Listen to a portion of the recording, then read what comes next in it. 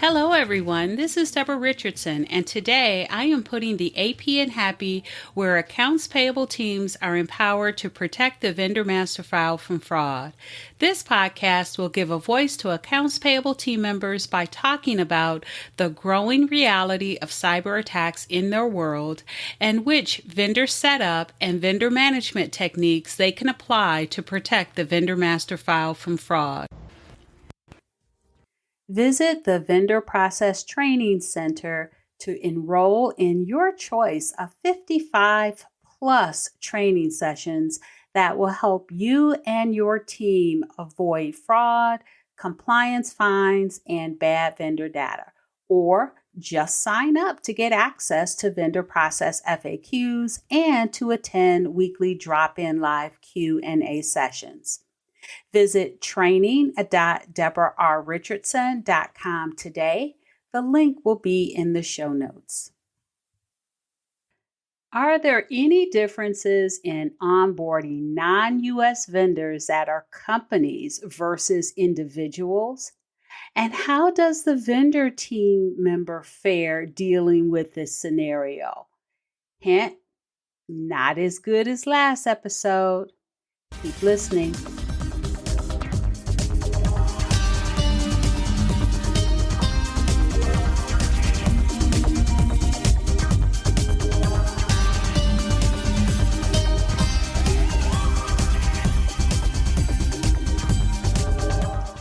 Welcome to episode 210. Is there a difference when onboarding a non-U.S. vendor that is an individual versus a company? Yes, really. So this episode is a follow-up to last week's episode, and that was episode 209, where I answered the question, is there a difference when onboarding a U.S. vendor that is an individual versus a company? Because from time to time I get that question. And so I thought it would make a good episode.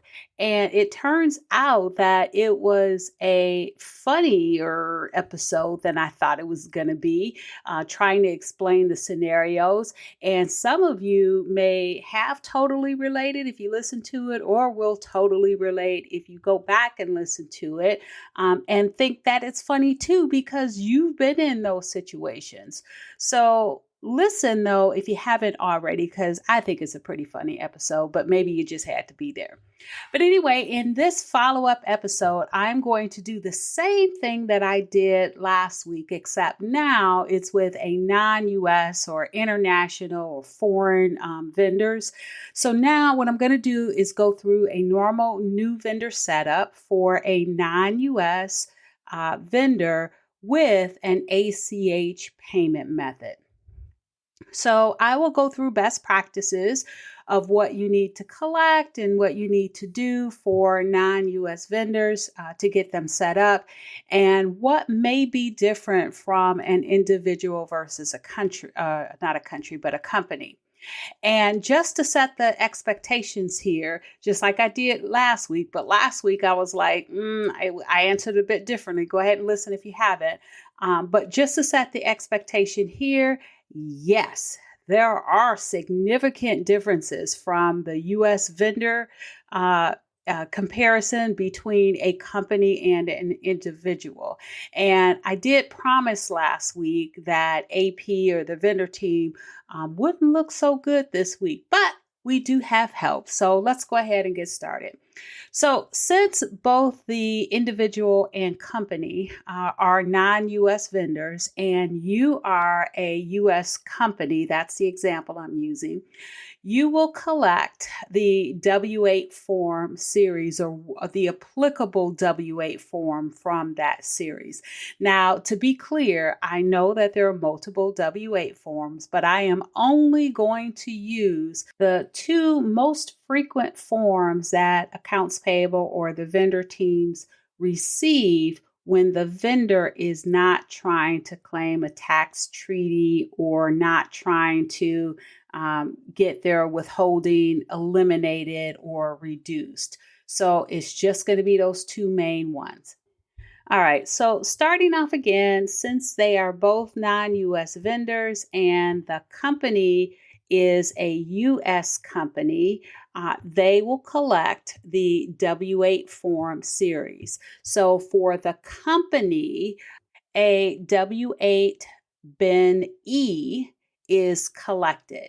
Now, unlike a US company from last week that most likely knows all about the IRS W-9 and probably had a valid one ready and waiting, for the company to ask for it, the non-US vendor is like, what? Who is the IRS and why is this form 8 pages?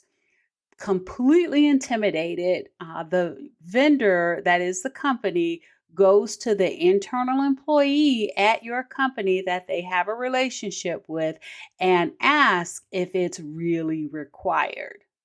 The internal employee, not really knowing whether the income is US sourced or not, but wanting to get the vendor out of having to fill out the form, contacts AP or the vendor team member to say that the vendor should be exempt because they are not reportable. Don't really know if that applies or not, but it'll get them out of filling out the form if the vendor team member or AP accepts that. Now, not to go off on too deep a tangent, but the reason I say that is because I hear from accounts payable teams all the time that they have some type of process in place. It never originated in AP or the vendor team. It always kind of originates like in purchasing or something. Not that anybody really understands it, but it's a question. It could be as simple as a question that they ask, like, should you be exempt from completing the W-8? I kid you not. I had an accounts payable team member ask me that. And I was like, why would anybody say yes? And doesn't AP or the vendor team get any say in that? Or don't they get to ask any questions about whether it's US sourced income? So that is out there. And that's why I use that in this scenario.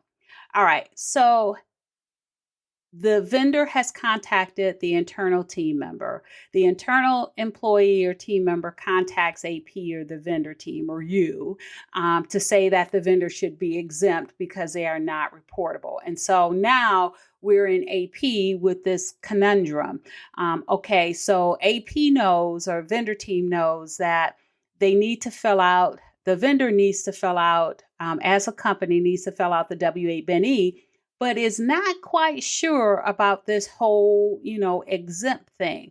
So when they started at the company, or maybe you just recently started at the company, right? That process was already in place. And I don't know, oh, well, it must be right if procurement says so.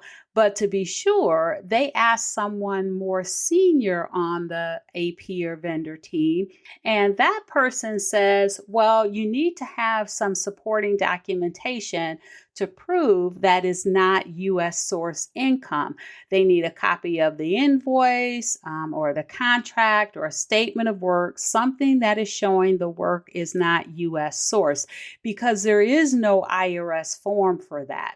Well, that internal employee provides some supporting documentation, but the supporting documentation that they reluctantly provided because it did show that it was US sourced. And so because of that, now the vendor has to complete the W-8 bin E because you have to determine, because it's US sourced income, whether or not that vendor is reportable and or withholdable. So now you send the W-8 bin E again, and the vendor reluctantly completes it. However, they forgot to sign page 8 because it was so many pages. And why is there 8 different pages, right? And so now you have to send it back, and you finally get a valid form 5 days later. All right, so now let's cut to the individual. And on the W-9 side, the individual really kind of had it bad. But in this case, I made the individual one of those little smart freelancers. And so the individual, unlike the company, is a freelancer and has done this before. They send you a W-8 bin. However, they send you version 2017. Now, you didn't have this problem with the company because you already knew, because that person that was senior in accounts payable or the vendor team had already replaced your electronic version that you just give to anybody that asks, right? The right version, which is October 2021. So that senior person replaced it. So whenever you send the W-8 forms out, you're always sending out the right versions. But you didn't have to send it to the individual because they already have one. They sent it to you. The difference is, though, is that you are going to catch and require that they complete the most recent version, unlike the other clients or buyers that they deal with. They just accepted the version 2017. But the accounts payable vendor team member does know that the most recent version is October 2021, and the IRS requires the most recent version to be collected after the 6-month grace period, which was over, I think it was April 30th of this year, 2022. So anyway, now the AP team member, vendor team member, or you have to send that updated version back to the individual, but no biggie. The form is only 1 page long. The individual copies exactly what was on the 2017 version, and they sign it and they send it back. Again, W-8 bin is only 1 page. They do not have a treaty claim, because I'm keeping this example less complex. So they don't need to submit the form 8223 with a W-8 bin. So now we have both W-8s back, the W-8 bin from the company and the W-8 bin from the individual. Now, let's talk about that treaty claim real quick. So hush, hush. Neither the company nor the individual had a treaty claim. So the company didn't have to complete any of the other sections of the rest of the 8 pages of that W-8 bin. But the individual probably would have known that they needed to submit a Form 8223 had they claimed or had a treaty claim. And so that's kind of the difference in this scenario. But get this, the AP team member, not you, because I know you know, but the AP vendor team member would not have known what to do either. They'd have been in the same boat as the company, right? Because rarely do they get training on the IRS's W-8s, or really even W-9s for that matter.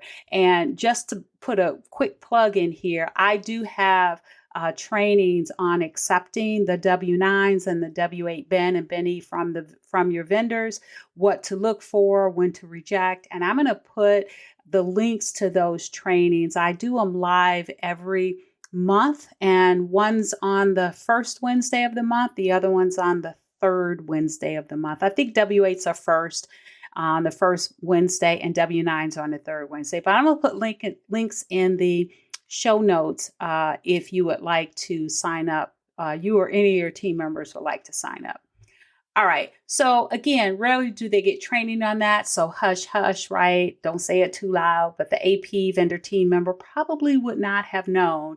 But the good news is that typically what I sometimes see, but always recommend, is that the AP or vendor team always has a resource like an international tax professional, either on your with your external audit group or maybe within your company, that can review the W-8 forms received, verify that they are filled out correctly, and determine if they are withholdable and or reportable, especially if they have treaty claims, because again, those can get very complicated. And, it's always nice to have that help, because the AP or the vendor team does really not have time to review the tax treaty claims by country and keep up with all of the regulations. And so I do recommend that happens. And so in this scenario, that did happen with the AP vendor team member. And so they were able to send that off to the tax professional and get a ruling, if you will, on the fact that the forms were filled out correctly and they knew how to enter them into the accounting system or ERP to indicate whether they were reportable and or withholdable. All right, so now that we have the W-8 forms and that whole thing out of the way, let's talk about tax registration numbers. So the individual first. Now, the individual did have an I-10, and an I-10 is an individual taxpayer identification number, and it is issued by the IRS to foreign individuals that are not eligible to apply for and receive a Social Security number. So the I-10 looks exactly like the SSN. It's 9 digits. It's formatted just like the SSN, except it is issued by the IRS instead of the Social Security Administration. And so that's great because when the AP vendor team member saw that number, realized, that looks like a Social Security number, didn't quite know if it was an I-10 or not, but they went ahead and did the IRS 10 match, and the IRS 10 match was fine. And that is good because unlike SSNs, the I-10s do expire. They expire if you don't use them for 3 years, and the way like buyers find out, like you would find out as a company, is you go do the 10 match and it would have been unsuccessful. And then you'd have went back to the individual that's a vendor and they would have said, hey, that's right. But you probably wouldn't have known, or I will definitely say that the AP vendor team member in my example would not have known that it's just because they haven't used it in 3 years and they just need to go and apply again. But our individual, right, is right on the ball, is a freelancer, and they've used their I-10 many times within the 3-year period, and so it hasn't expired. All right.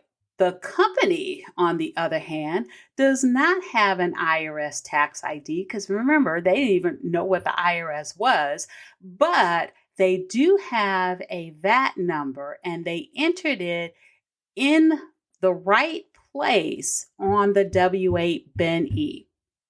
However, the AP vendor team member didn't really know what that string of strange numbers were, didn't know that that was a VAT number, so didn't do the validation to verify that the VAT number was valid because, they didn't know they needed it anyway.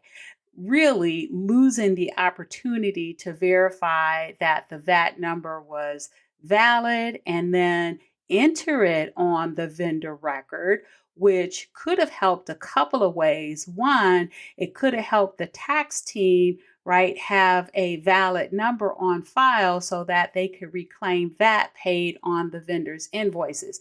Now, to be fair, they probably have a whole separate system that they're tracking that in, but it's always great to have a validated number on the vendor record as well, because the second half of why that would be good is that you could use that VAT number as a unique identifier for the vendor record so that you can eliminate or reduce the potential of duplicate vendors. Oh, well. All right. So we're done with all the W-8 BEN and a tax registration. So now let's talk about banking because they are going to have an ACH payment method. Now, since both are going to be ACH, they both get a company branded ACH form or vendor banking form to collect the banking details.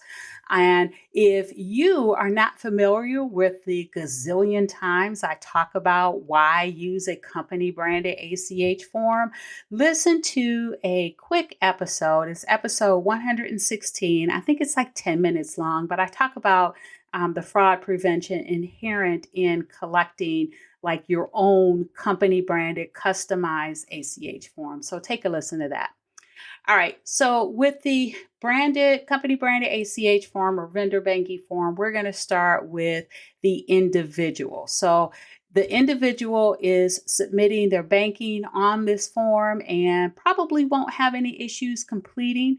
But for a non-financial institution that is not in a SEPA country, and I hope I'm saying that right, SEPA, SEPA, SEPA, anyway, meaning that there is no IBAN, but they have a bit code that works just like a routing number. But the bit code works on the SWIFT network. And so the AP vendor team member will verify the bit code on the SWIFT website to make sure that it is valid. And if you're not checking bank branch details, routing numbers for US banks and Canadian banks, and then the bit code for non-US banks that don't that are not in SEPA countries, you need to do that because banks are acquired and they merge all the time. And that typically triggers a change in the routing numbers and the bit code. So make sure you're always checking that out. So that was done for the individual. Now for the company, they also have no issues, right, completing the form. However, they are in a SEPA country and so submits an IBAN on the form. And because those IBANs can be very long, right, and if the company is handwriting it, right, you hope that there are no fat fingers and that you can read their handwriting. And so you do give them the option of submitting or require even the banking letterhead or the company's banking details on bank letterhead or company letterhead.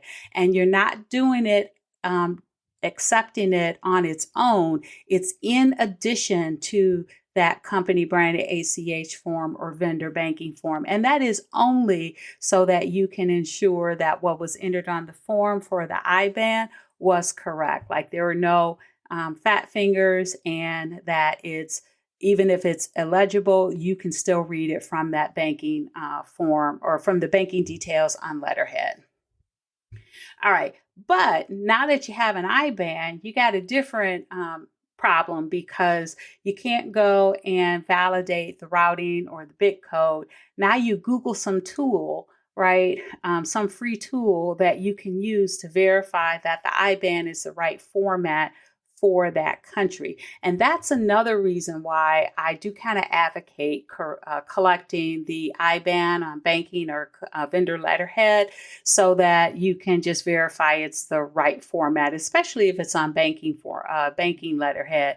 Because if you go to Google and like if you don't have a paid tool for it, because there are some out there, but if you go to Google and try to find a tool to validate that IBAN format based on country, some of those tools are old. I've had a situation, and to be fair, this only happened once, but put the same IBAN number in two different tools that we got off of Google, and one said it was valid and one said it wasn't. And so we didn't know until, the rejection came when we had it in a pay file. But just keep that in mind for those tools that you get off of Google. We ended up, after that incident, though, we ended up getting a paid tool for it. But in this scenario, no paid tool. So we Googled it. Just be careful that those tools may not be up to date. All right. So we've got the banking collected from both the individual and the company. And so next, we're going to check the vendor legal names for the individual and the company against OFAC, right? Their set of consolidated watch lists. And so they go to, or the AP vendor team member goes to the U.S. Treasury OFAC site, key in both legal names, just like last week with the U.S. vendors, no issues. But since they both have foreign banks, you have to check the bank's names on the OFAC list to see if those foreign financial institutions come up on OFAC's captive list. They don't, but if they did, U.S. companies and individuals are prohibited from sending payments to foreign financial institutions on that CAPTA list. So the same way that U.S. companies and individuals are prohibited from sending payments to vendors on the consolidated like OFAC watch list, it is the same thing with foreign financial institutions. So if you have an international, non-U.S. foreign payee and they have a foreign institution, you're going to be checking their name against the OFAC list. Same tool, same field, same everything. And then once you check the vendor's legal name, you're going to wipe that out and you're going to put in that vendor's foreign financial institution's name, and you're going to check that as well. All right. So next, last thing is the address. You want to validate and standardize the addresses to make sure that whatever you mail them, and 1042 season is fast approaching. It always seems like it's fast approaching, right? So the AP vendor team member tries to Google the addresses for the individual and the company, or find some kind of resource to format the international addresses. But ultimately goes back to the more senior team member who says, hey, I had something for that. And then 40 minutes later comes back with some handwritten notes and then directs them to the USPS, the U.S. Postal Service's Publication 28. And Publication 28, I think it's called the Postal Address Standardization.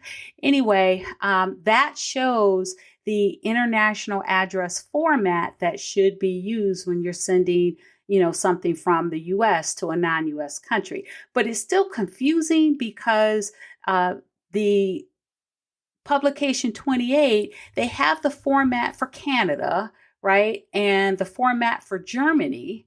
And the Germany format, though, is supposed to be for all non-U.S. countries. But ultimately, right, because it's still kind of confusing because you got that one that's supposed to be for all other countries except Canada, because, it's still confusing. So ultimately, the AP team member uses Google and hopes that they show the right format for the company, and couldn't find the right format for the individual because it was probably a house or something, or who knows what nowadays, but kind of winged it for the individual. And, that question will still be out there, will the 1042s get there if they were reportable? So what the AP vendor team member could have done was treps on over to the Universal Postal Union, and they have a postal code database. I forget what they called it. I have a link on my vendor validation reference list, but you go to that link to the Universal Postal Union, UPU, and all you have to do is kind of scroll down that page and you'll see where you can put the country in, and then you'll be able to click download and it will tell you what that format should be based on country. But the AP vendor team member didn't know that, nor did that senior AP person. So that didn't happen. So again, we'll still be wondering, will the 1042s get there? Again, if they're reportable. Now, what's good though is that in the ERP, lucky that the 2-digit abbreviation for the country was not entered into the state field, because I see that all the time when internals or when the AP vendor team member doesn't know how to really enter in non-US addresses. But in this case, someone before, like 3 positions before, or 3 persons in that position before, had left some notes on how to enter addresses for international vendors, because they don't get them that often, right? And so the AP vendor team member was able to use those notes and enter in the international addresses correctly. And that still, even though those notes are kind of old, it still works because, hey, they've been using the same accounting system or ERP for the last 10 and a half years. So, that works out. All right. This was a long one. So those are the basics, the W-8s, the banking, the OFAC checks, and don't forget the foreign financial institutions, and then the address standardizations.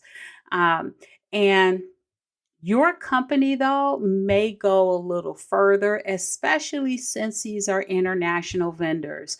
There may be extra due diligence depending on the country. They may have to do some due diligence on the principals like the CEO, CFO, right? Again, depending on country. So it may, need to go to another department. You may have to ship that off to another department, maybe even risk management. So make sure that if that's something that you have to do, that you bake that in there. I didn't put it in this scenario just to keep it easier or less complex than it, already was.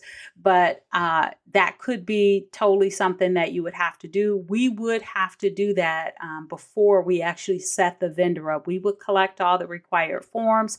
And once we had them, we would send them over to I forgot what the name of them was, but they did, of that department was, but they did risk due diligence, was what they called it, anti-bribery type of things in that department. And then a few days later, we would get that back with the yay or nay to set them up. So if you have something like that a step like that in your process, make sure that you bake it in.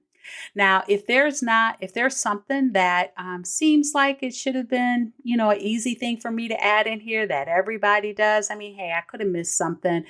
Go ahead and let me know. Write in on the comment on the platform that you use to listen on, or just send me an email. I have it in the show notes. All right. So non-U.S. vendors, individuals versus companies. More differences definitely than with U.S. vendors. And the difference really can be seen in the knowledge level of the AP vendor team member. Again, because we hardly have any training, right? Especially on non-U.S. vendors. So again, I'm going to put my link to the training for accepting, what to look for when accepting W-8s, what to look for when accepting W-9s, and I will have those links in the show notes. All right, so thanks everyone. I hope you enjoyed the 210th episode of the Putting the AP in Happy podcast, where accounts payable teams are empowered to protect the vendor master file from fraud. Don't forget to check the show notes for the links mentioned in the podcast. And if you enjoyed this episode, consider subscribing and writing a review of my podcast on the platform that you use to listen. Stay happy.